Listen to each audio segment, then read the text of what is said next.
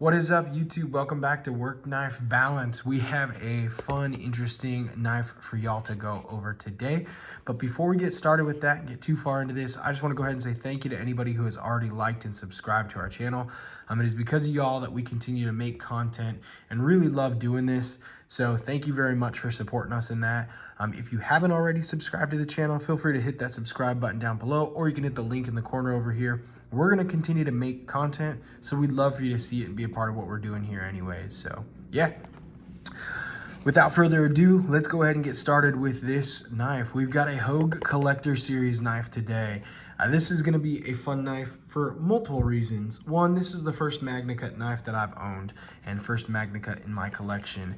Two, this is a collector series that Hogue is now going to start making in just a normal run, so you don't have to get the premium collector series one, although the normal ones look pretty fantastic. Three, this is a made in the USA knife, so if that's something that's important to you, as it is to a lot of people, this is something that you can look at. Hogue is doing some really cool things, and they are doing them at a really fantastic price too. Hogue is very competitive in the market, not as popular as they should be, but they are doing some absolutely killer things out there.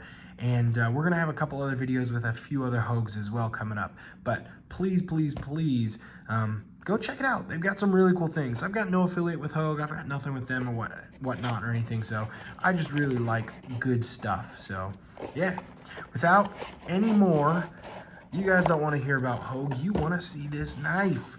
So we're gonna go ahead and get this out for you. This does come with a really nice little zipper case like that, which is pretty cool. And then we have the beauty. Yeah.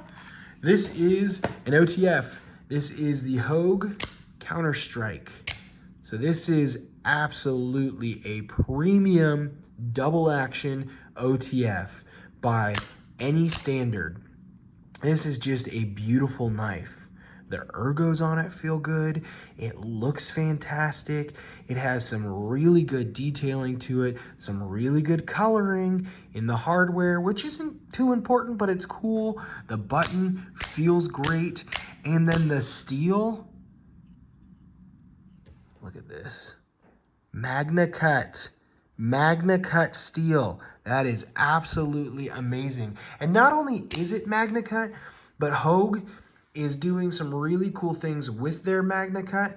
They reach a minimum 62 rock wall hardness on this. So it is a 62 to 64 HRC with the Magnacut, which is absolutely killer. Those are numbers that really get people excited and where collectors and users of these knives really want to see it. So before we get too far into this, I want to go ahead and get a couple measurements for you.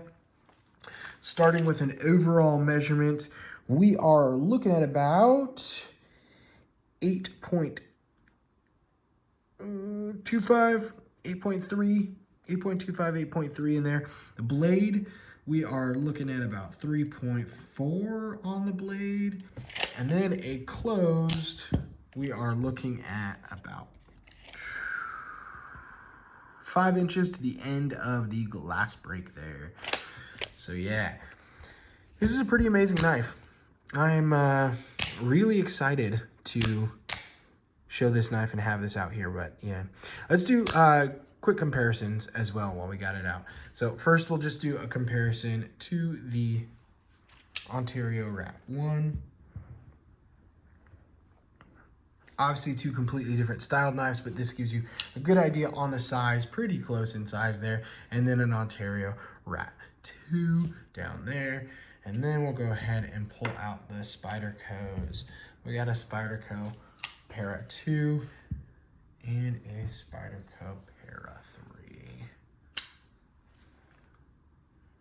So much closer to that Rat 1 and the PM2 there in size. So it is going to be a larger full size knife, but definitely feels a little bit smaller just because of how thin and slim and sleek this is. I mean, this looks fantastic. Not only does it feel premium, but it looks premium. You can see So this is an aluminum backing on this side over here. You can see these really nice kind of like S contour lines that come through here. They're like milled, gives you a really good texturing, but then it's also got a little bit of an ergo to it, which is really nice on both sides. There we go. And then you also have those same S-wave patterns on this side, which is going to be the carbon fiber side. So you've got the carbon fiber on one side, the aluminum on the other side. This comes in under 3 ounces, I believe. I don't remember the exact weight that they had on it. 2.8 ounces looks right there. So 2.8 ounces. This comes in under 3 ounces, and you have an absolutely killer knife.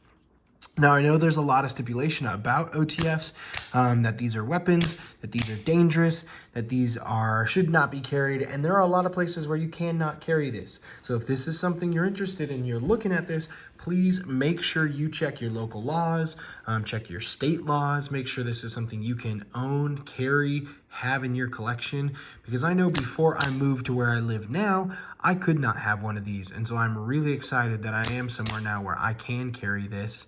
And I can have one of these because these are absolutely fantastic and probably a more useful knife than some of the others and safer knife than some of the others in my collection. This action, although it looks very easy to open and close, doing that over and over, it is not the easiest. You have to deliberately add a lot of force if it's not in the correct hand position to open that up. So this is very much a safe knife to carry.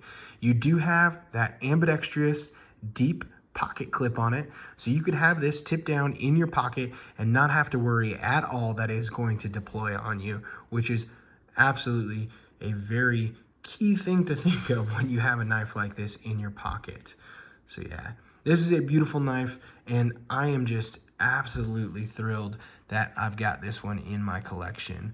Not only do you have the carbon fiber, but you do have the titanium hardware on this, and this is T8 titanium hardware. So that is something that's pretty cool. And then you have an absolutely beautiful spear tip on this right here.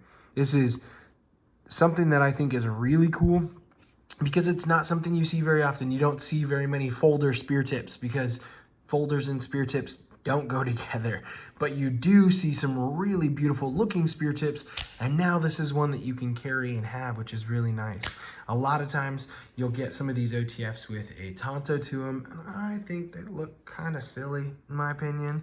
I really think an OTF should be a spear tip. That's just my personal preference. Although a spear tip can be very challenging to make sure you have that spine centered perfectly down the middle, and that these grind angles come across very even too, so you don't truly mess it up. This is a beautiful knife, and they did a fantastic job at getting that centered in there. So you do have a centered spine going all the way up with a beautiful, beautiful grind on it. Yeah, I don't think this is something that I'm ever going to really complain about, and it feels way better than any other OTF I've had in my hand. I do have a couple other OTFs. I do have so we're going to show you the difference between a $30 OTF, the Lightning OTF, which is tried and true, and some of you may actually have this in your collection. There's nothing wrong with this. These are good knives still. For what they are, this is a fantastic OTF, double action OTF. Gives you a little bit more to it. This isn't a review on the Lightning. We're just going to show it real quick, but gives you a little bit more in the hot spots, has a little bit more on the button over here. This by no means is ever going to compete with a Microtech. This is never going to compete with the Max Ace. This is never going to compete with this Hogue over here, but it's showing you the difference in quality and how this can totally be worth it for what it is. When I picked this up, from AZ USA. We will go ahead and link their website down below a couple months back for about 350 bucks. These you cannot get anymore. So I'm sorry, but you will be able to get the new Counterstrike version, not the collector series.